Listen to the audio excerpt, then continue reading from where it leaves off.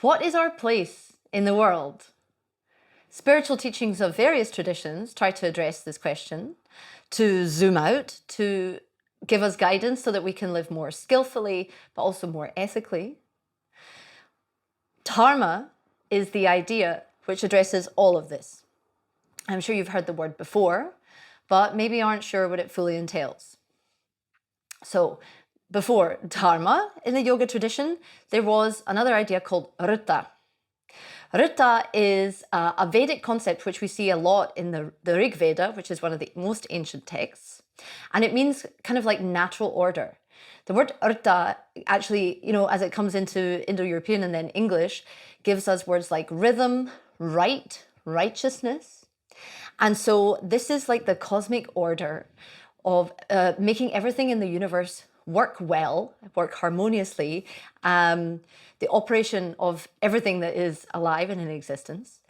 And the belief of the Vedic tradition was that they had to try and uphold this rhythm, this order, this rita. And the way that they did that was by doing sacrifices called yajna or yajna. Now, as things move forward, it moved from rita, the kind of cosmic order which was upholded by Brahmin priests, to Dharma became more popular, where it's more about the individual responsibility of you and your place in the world. So if we are alive in this world, we're here to play some role. So what is it? That's what Dharma answers this question. So Dharma, it comes from the verbal root tr, which means to hold up, to maintain, to support, or to sustain. And if you're familiar with the 8 limbs of yoga in Patanjali's Yoga Sutras, then you've heard of dharana, which is the 6th of the 8 limbs, which means concentration or supporting, maintaining, holding, and fixing your attention on one thing. So dharma means maintaining the goodness of the world, supporting all of the well-being of the whole of everyone in the world and everything. So we heard this word often translated as duty, social moral obligation, virtue, righteousness, religion, law, justice. And all of these are kind of like, coagulations or like more concrete forms of this notion of, acting well and morally to try and support the functioning of society, the functioning of the planet, the functioning of the universe. So what Dharma does is it makes, a moral question into a social question and also a personal question. It's one of duty. It's that you have to stand up and do your part for the world. It's quite beautiful. So the different kinds of dharma which we meet, and I'm referring a lot to the Bhagavad Gita because it's like the question in the Bhagavad Gita addresses the question of dharma, and the actual battle is set on the Dharma Kshetra, the field of dharma. The Dharma Kshetra, the Kurukshetra, it's kind of, they're referred to like via a comma, it's the kind of the same thing, the field of action, the field of dharma. So within the Gita, we have various forms of dharma, as I said. For example, we encounter Kula Dharma, which means the dharma, the duty that you have to your family, the duty you have to continue like the honor of your ancestors. Then you have Jati Dharma, which is from the verb meaning to be born. And that refers to your so-called caste duty, which basically is referring to like the role that you play in society. So Arjuna, for example, he's a kshatriya, he's a warrior. His duty is to protect the king and the kingdom. Then you have the Brahmins, who are obviously the priests. They're the ones who maintain like the spiritual part of the world. The Vaishyas are the farmers, the traders, the merchants, they grow the food. The Shudras are laborers. And then there's also Dalits who deal with more menial stuff. Basically, there's many roles to be fulfilled within a society, and different people have to do different stuff. We can't all be yoga teachers, unfortunately. So yeah, basically the notion is that you as a living being are there for your people. It's your place in society, whether it's within your family or within your larger like societal role. Beyond that, though, there is the so-called Svadharma, which is, Sva means self, and it's so your personal Dharma, you. And this is related to you and your essential nature. So my teacher refers to the fact that the translation of Dharma, or the way that you can understand Dharma, is the essential nature of something. So the Dharma of the sun is to shine. The Dharma of the mango tree is to produce mangoes. It doesn't produce cherries. And the Dharma of you is the thing that you do. So it is you. Who are you? You've got your skills, you've got your characteristics, you've got your history, you've got the circumstances that you find yourself in. And it's stressed in the Gita and throughout the tradition that you should do your Dharma, you. And you don't do someone else's Dharma, even if it seems attractive, even if it seems easier, even if you're not so good at your own Dharma. Chapter 3 of the Bhagavad Gita. One's own Dharma is very famous, this quote. One's own Dharma done imperfectly is better than another's Dharma done perfectly. Even death in doing one's own duty, Svadharma, is better. Doing another person's Dharma invites great danger. So yeah, in chapter 18, actually, at the very end of the Gita, Krishna says to Arjuna, all Dharma actually has flaws in it, the same way that fire is covered in smoke. Nothing is perfect. So you shouldn't be attached to the notion that like, oh, I'm not like fulfilling the ideal like human life, and so I'm failing at my Dharma. No, that doesn't mean it's not yours. You are supposed to get in tune, I don't know. The invitation is to get so in tune with what is truly you, and do exactly that. The thing that no one else can do.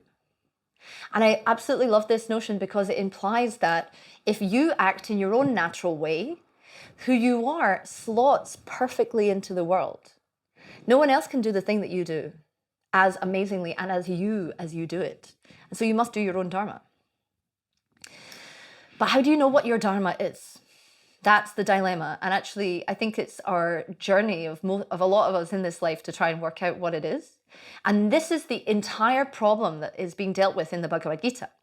In chapter 1, I think it's chapter 2, actually, he says this. Arjuna is so confused about what to do. Should he fight in the battle and fight against his cousins? Or should he abstain? Should he run away to the forest? He says, I am Dharma samudachetaha, confused about the nature of my Dharma. Because he has these different notions. He has the Kula Dharma, he has his family, and then he has his Jati Dharma, he has his Kshatriya role, his warrior role, and then he has his Svadharma, he has his personal calling. What is he supposed to do? He says, chapter 2, my very being is overwhelmed with weakness and pity.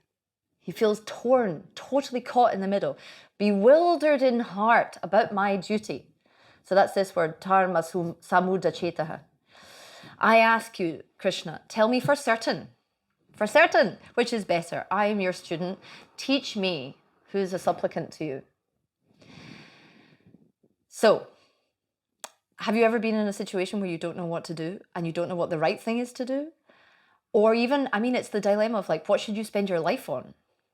What should you dedicate your every waking minute to? It's a question that I wrestle with all the time. I wonder if you do too. I'd love to hear from you if you do. But anyway, how do we deal with this issue? How do we solve this question? Well, the entire Bhagavad Gita is giving us tools and material to explore this.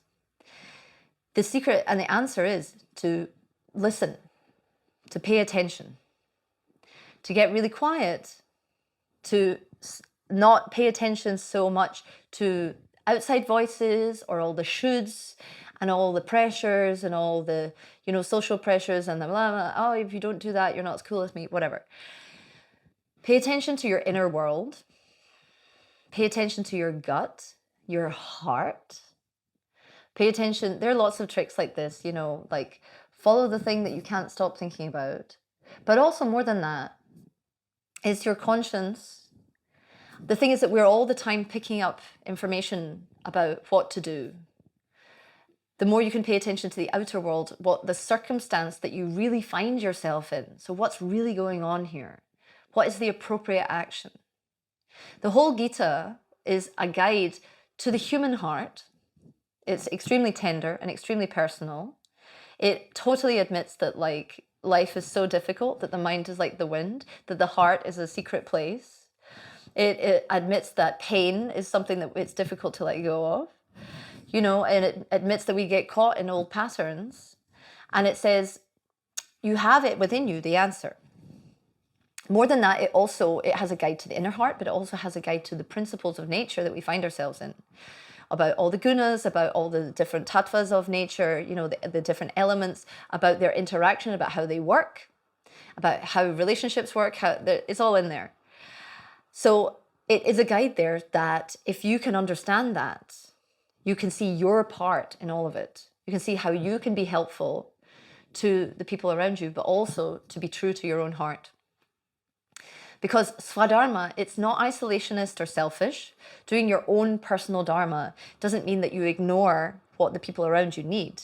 It's about understanding what is needed now. So there's this concept of lokasaṁgraha, the kind of the holding up together of the world, which kind of is, you can think of it as like the greater good, the common weal. Chapter 3. Therefore, says Krishna, without attachment, always do the work that needs to be done. Truly doing work without any attachment, a person attains the highest. It was by work alone that Janaka, who's a famous king, and others attained perfection. You should also act with the vision of holding together the world. So holding this together, I used to think about this all the time of like, oh, I'm just going to be selfless. I'm going to do what other people need. And it got me into trouble because if you don't include yourself within that world, then things tend to crumble from the center out. That's a little tip from me. But basically, it means that you, with your efforts, and it doesn't mean something grand. You don't have to go and like conquer a mountain or cure cancer. It can be every day showing up for the people who need you, making a cup of tea for your loved one, going around and visiting someone, picking up litter off the street. I don't know, chipping away at the massiveness of life.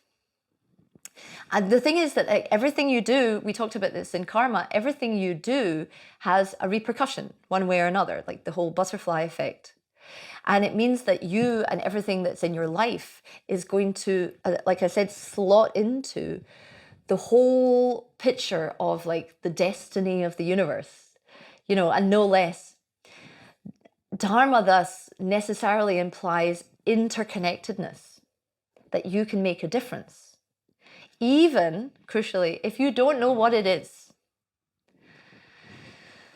Now, in this massiveness, it seems a bit daunting, like, oh my God, like the thing I'm going to do next is actually going to go and affect the fate of the entire world. We don't need to worry about that, actually, because the thing is that in the center of our heart, we have the guiding light, which is going to tell us what is needed. And that is Krishna. That is, you could think of Krishna as a personal, like a personified deity. But what he really represents is the light and the secret darkness of your heart, which is this conscience, that feeling that when you tune in and listen, you really know what to do. So that's Dharma. You've got it, baby. That's it. So until next time, Om Shanti.